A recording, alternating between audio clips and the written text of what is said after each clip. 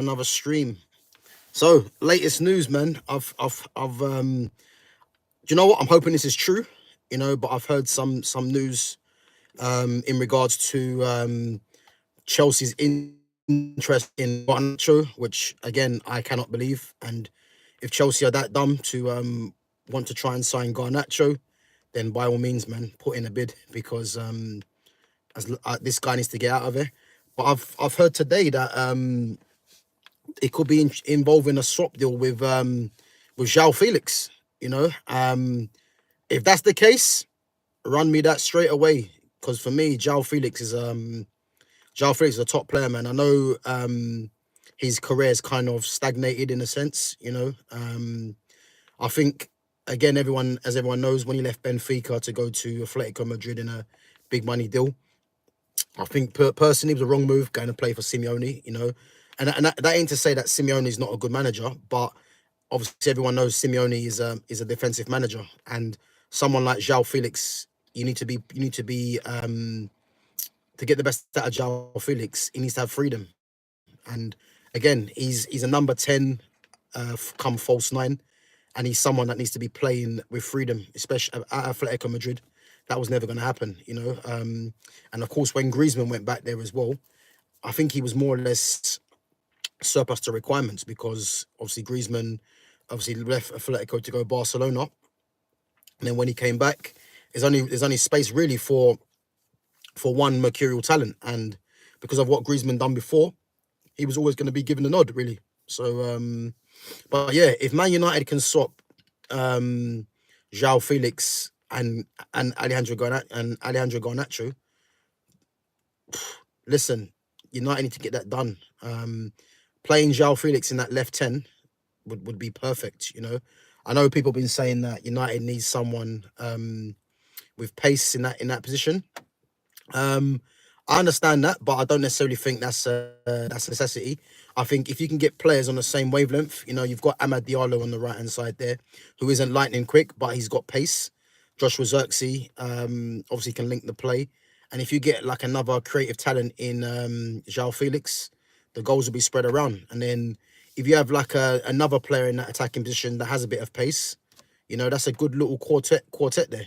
And so yeah, I'm hoping that Chelsea, I actually can't believe Chelsea actually want him. It doesn't seem real, but there's obviously been reports there that that they are interested in him. And to be fair, to get João Felix in return for Garnacho, that would be probably one of the best businesses United have done in January, if I'm honest, because if they can remove a player like Garnacho, who who's been given all this hype and he's nowhere near the level, isn't good enough, to get João Felix, who again, a former Golden Boy winner, someone for me that is still a top player. And again, he's been unlucky at Chelsea because Cole Palmer, to be honest with you, is one of the best players in the league. And obviously he plays in the 10 now. And where João Felix plays, obviously Jadon Sancho's come through as well. Felix's game time is a bit difficult to come by. But to me, to get Felix in exchange, man, would be a great bit of business. I don't think João Felix is on too much money either as well. So I think if you can remove Garnacho, his wage off the wage bill, and get João Felix in return, then I think that would be great business, man. Because I think João Felix, as I said, is still is still a top player. I think in terms of ability alone, I don't think there's too many players out there better than João Felix on ability alone. That's how highly I rate him. But yeah, it remains to be seen really, to see what happens. See if Napoli come forward with a bid. I mean, I've heard reports Napoli have had a bid rejected. I'm not sure if that's actually been confirmed. Big up Mo Animation, say for coming on. Mo, what do you think of the swap deal that's been reported with João Felix and Garnacho? Big up Train, guys. What do you think about the João Felix rumored to be involved in an exchange with Garnacho? Is that a deal to be taken? Let me know, guys. Let me know. But yeah, I think thing is, Garnacho coming to Chelsea, I mean, Where's he? I mean, I don't see where's he gonna play. I mean, he ain't gonna start ahead of Sancho. Definitely not. They've got Pedro Neto and Madueke on that side, and I think Madueke will be moved on. Obviously Cole Palmer can play it there, but he probably sees Cole Palmer as a 10. Obviously, Nkunku looks like he's gonna be moving on. So Chelsea could be making some reinforcements and getting rid of some players, but Garnacho's not good enough to start for Man United or good enough to start for any team in the top half. I'd argue he's not good enough to start for any team in the league. Him and Rasmus Højlund. So I don't know. I don't really know what Chelsea are thinking by trying to be interested in him. But if they're dumb, then listen. Chelsea's loss will be Man United's gain. That's what I will say. Big up Train. Big up Leslie Mackerel. So Leslie says, poor move for both teams. Man, Chelsea are going strong at the moment. I don't think they need Garnacho. Leslie, I listen. If, as I said, if Chelsea are that dumb to think that they want to bring in Garnacho and possibly involve João Felix on a swap deal, then listen, I'm all in for that, and because they're gonna find out very soon that this guy is nowhere near the level, nowhere near good enough. And if this is true that Felix might be involved in a swap deal, then listen, I'm all in for that, man, because again, Garnacho doesn't even start in this Chelsea team, so I don't know what the thinking is behind that, and for United to get rid of Garnacho, listen, that would be a great bit of business, man. But yeah, remains to be seen, man. I still don't think it's gonna happen. If I'm totally honest, I think Chelsea will see sense, and you probably might see him just go to Napoli. I do think Garnacho is gonna be moved on, because I think all this noise about Napoli hasn't come from anywhere. I think Conte's come out, and I think Conte wants to sign as well. But yeah, man, I think yeah, I do think he's gonna end up going. Whether that's to Napoli or not, or elsewhere. There was talk about Atletico Madrid. I don't know why Atletico Madrid would pay money to get him back. After United took him for, I think it was about 400,000, I think. So I don't see why Atletico would now want to pay money, especially what's been rumored, to bring him back. So yeah, I think they're out the race. I think it's Napoli, because Napoli had the money from Kvaratskhelia, which was confirmed, the signing today to PSG. So yeah, I have to just wait and see, man. But for sure, he needs to be moved on, and I think as soon as one of him or Rashford are moved on, I think United will start getting to work, because they haven't replaced Sancho, who never should have been let go. And obviously, if you lose another two players, the squad's even thinner. So, but I'm hoping Amorim, I do trust Amorim to get it right. I think he gets his players in. It'll be interesting. So United, big up Zat. Is it Zate or Zade? Big up Zade. So Leslie Mackel says United as a whole aren't in a good way. I think Garnacho is where he belongs. LOL. So Leslie, the fact that you put LOL at the end, you know what I mean? I thought he was actually being serious, but the problem with Man United, Leslie, is that and I've been saying this for years, and this is before I even had a platform, on YouTube, but there's a massive problem in Manchester United, and it's a racial problem, and what the problem is that if you look at the likes of Paul Pogba, Anthony Martial was there, Fred, Eric Bailly, Sancho, who else was there? There's probably been a few more that I've forgotten. These guys have been made scapegoats, yeah. And the problem is that someone like Rashford is an easy target now, because Rashford was the scapegoat. Rashford was getting away with it because the scapegoats were Martial, Sancho, Pogba at the time, and Rashford was literally left alone because he was Manc born and bred. The problem is now, because this fan base have been trying to push through Garnacho, Rashford now is open for criticism. And again, Rashford has never been the level. He never was good enough. But this fan base just wanted to push him through because he's from Wivenshaw in Manchester. So the thing is now, people should have seen this from before, because Rashford was never that player. and he's now been given the big contract. He's now been given the fact that he's got number 10 on his back is a shame in football. But the fact that they've been trying to push Garnacho through, it's like open season now to criticize Rashford. But the problem is both of them are not even good enough. So you have to move both of them on. And it's the same thing with Rasmus Højlund. Anthony Martial, who I'm a massive fan of, who was a top player. Again, injuries have killed his career because this was a guy that had a Ballon d'Or clause in his contract for a reason. You know, even when you look at his first season in England as a 19-year-old, there hasn't been a 19-year-old with the goal return that in one of Europe's top leagues with his goal return in his first season. I think he got about, I want to say 17 in all comps, I think. But he was made the scapegoat. Why? Because he's someone that this fan base can't relate to because he's not someone that's a tryhard.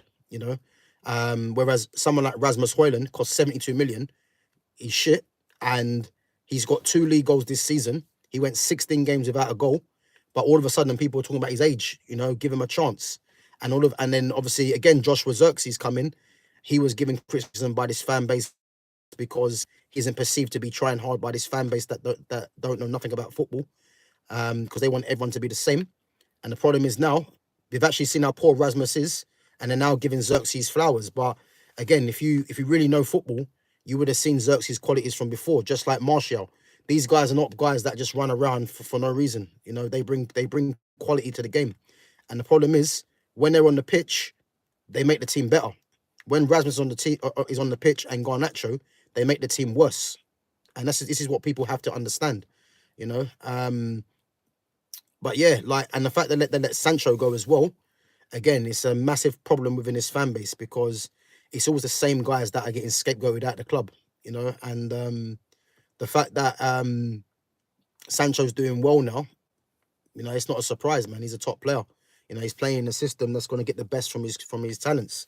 Whereas under Ten Hag didn't like football players. He just liked runners, and you wonder why the football is the way it is. Even a bit under Amorim, Amorim's got a lot of work to do, but I'm concerned at the moment from the players he's playing, and who knows? Maybe he's playing these guys because he wants to put them in a shop window. I don't think deep down he actually rates Garnacho and Rasmus Højlund for sure. I don't think he rates them because he's a possession-based manager, but he's playing players that are not possession-based. So it doesn't really make any sense to me. But we'll have to wait and see, man. But I think getting rid of Garnacho, and again, Marcus Rashford has to move on for the betterment of his career, and obviously he's going to be full profit just like Garnacho as well. So if Man United can move those two on, I think you're going to start seeing United make some moves in this window, because the window's it's got about I think just over a week left to run. So United need to be hurrying up, man, because there's no way United can come out of this window without signing anyone. Obviously I heard some reports today about Nuno Mendes possibly signing a new contract, and I hope that's not I hope that ain't true. Hoping Amorim, is talking to him to convince him to come over, because he'd be a massive upgrade on what's there. And again, the same with Alphonso Davies. There's reports about him signing a new contract, and I heard something yesterday about Alphonso Davies' his future is tied to Jamal Musiala, which again is madness. So I heard that if Musiala, because Musiala wants to have a release clause in his contract, but if Musiala signs, then Davies will sign us. That's what I've been hearing, which is madness, really. But United need caliber of players like that coming to the club. Again, it's going to be difficult. United need to be showing, especially Ineos, need to be showing the fans that they mean business. And the best start of business will be getting rid of Garnacho, Rashford. The likes of Bruno Fernandes and Højlund, they're not so much of an issue at the moment. I think, especially with Højlund, you just drop him and make him have cameo appearances for the last 10 minutes if it's to see out a game, if that. And the likes of Bruno Fernandes, you will phase him out of the team or move him on in the summer.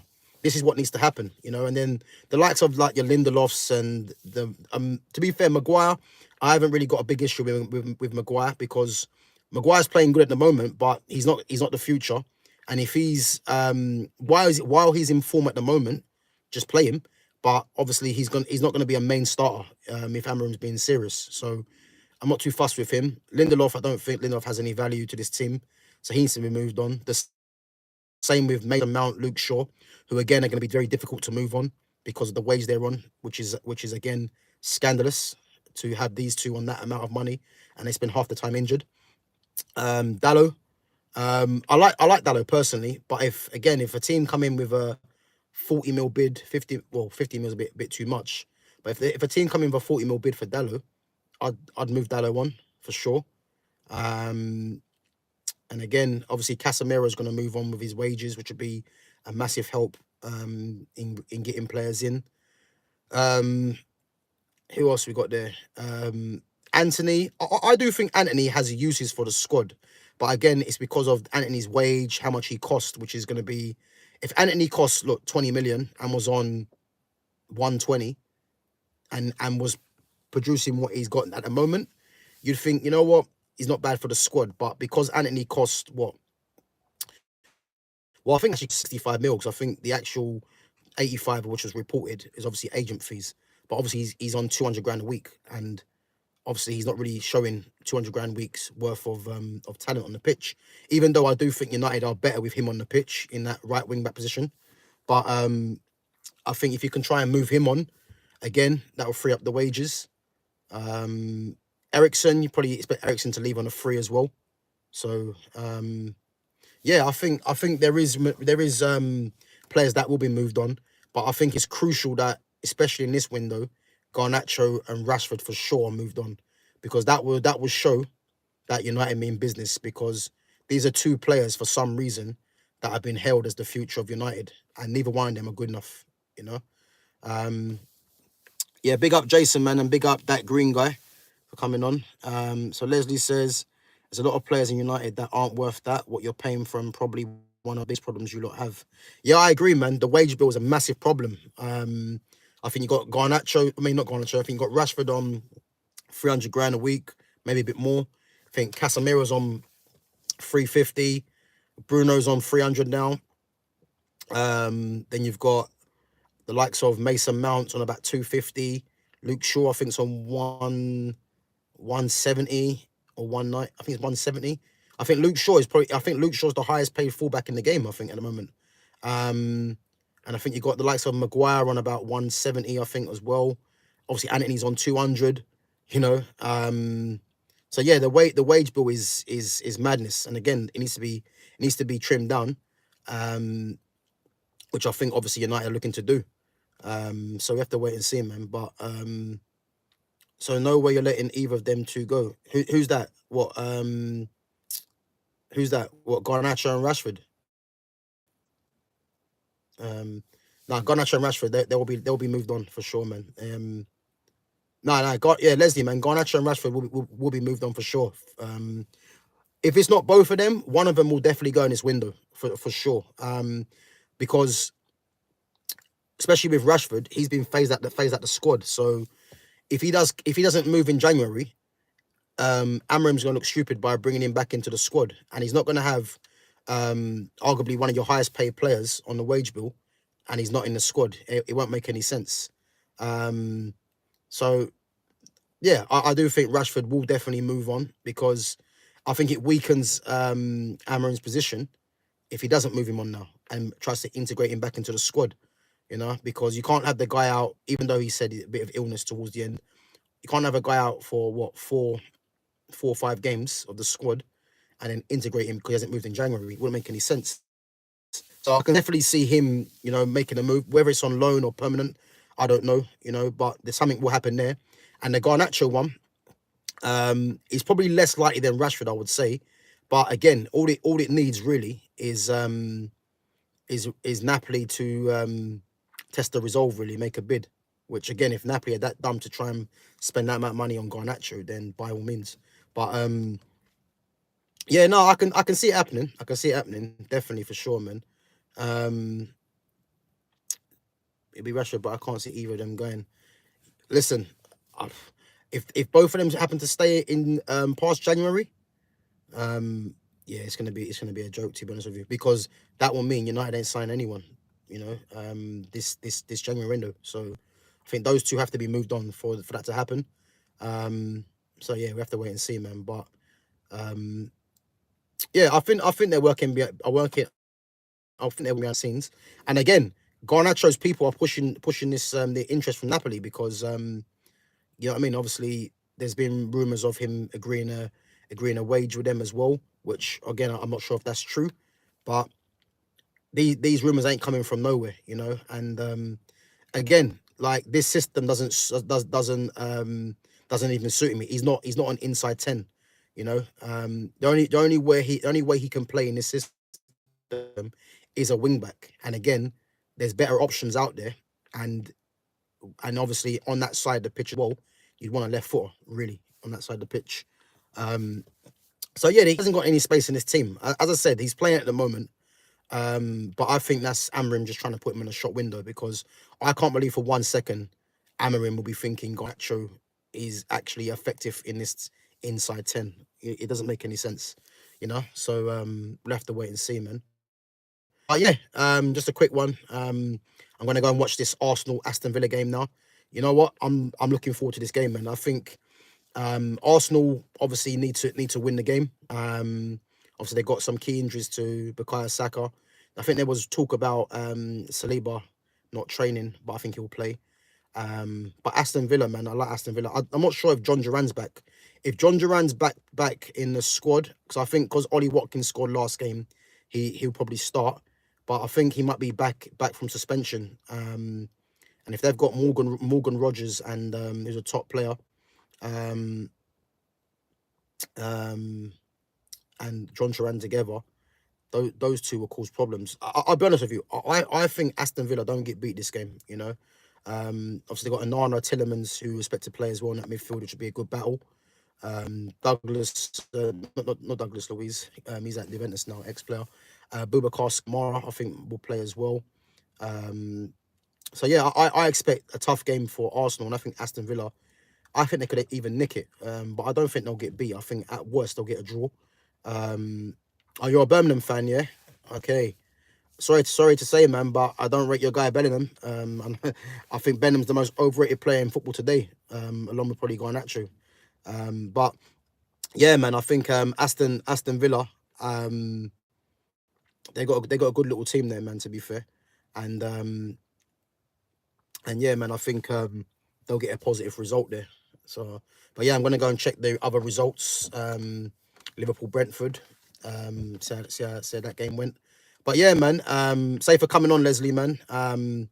Make sure you smash that like button, guys, and make sure you subscribe to my channel at GavGoesIn. So I'm on YouTube, I'm on Twitter, and I'm on Instagram as well.